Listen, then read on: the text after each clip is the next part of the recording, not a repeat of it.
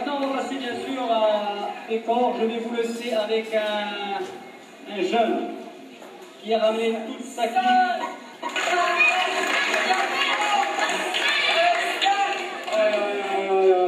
Oh, vous êtes nombreux, hein. Ah, merci d'être venus, et bonsoir et bienvenue. Je vais essayer de vous faire rire, histoire de vous réveiller un petit peu, parce que là, c'est le public au grand renflant, quoi. On parle de public, je voulais vous partager quelques petits trucs avec vous.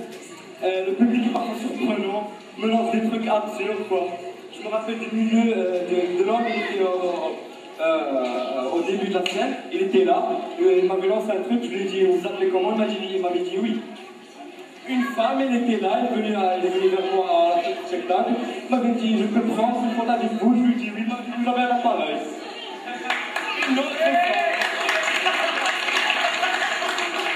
Une autre femme, elle était là, je la salue, elle m'a dit, vous êtes mieux qu'un frère. C'est absurde. Mais bon, on n'est pas là pour parler du public. Je voulais partager un petit souvenir avec vous. Il n'y a pas longtemps, j'étais à Tiaza. Entre parenthèses, je suis allé au jet privé. Jet privé, quoi. Privé d'eau, privé d'électricité.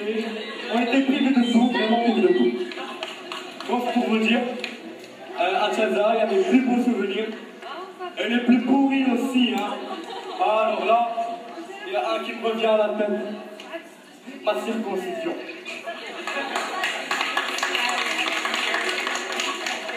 J'ai encore mal.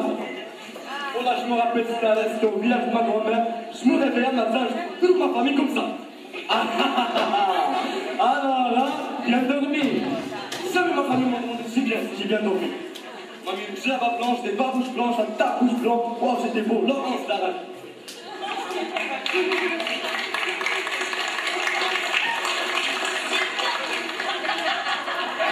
On m'a mis dans la place du village, c'est ce qu'il faut. On m'a mis sur un âne.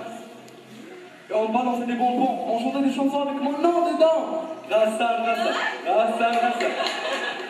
Rassa, rassa, rassa de pierre aspire, plus beau jour Paris. Rassa, rassa, rassa, rassa. À un moment donné, on arrive dans une grande porte, tout le monde continue de chanter. Rassa, rassa, rassa, rassa. À un moment donné, la porte s'ouvre. Tout le monde arrête de chanter. Même Hmar, elle a eu peur. Je me suis retrouvé devant un grand monsieur, un monsieur avec une barbe.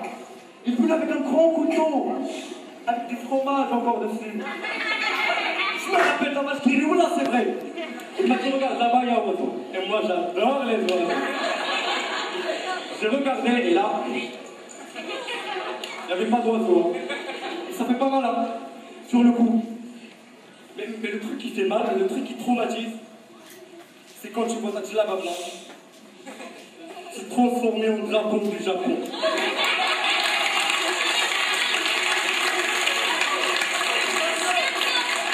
Tu vois le drapeau du Japon, ça y est.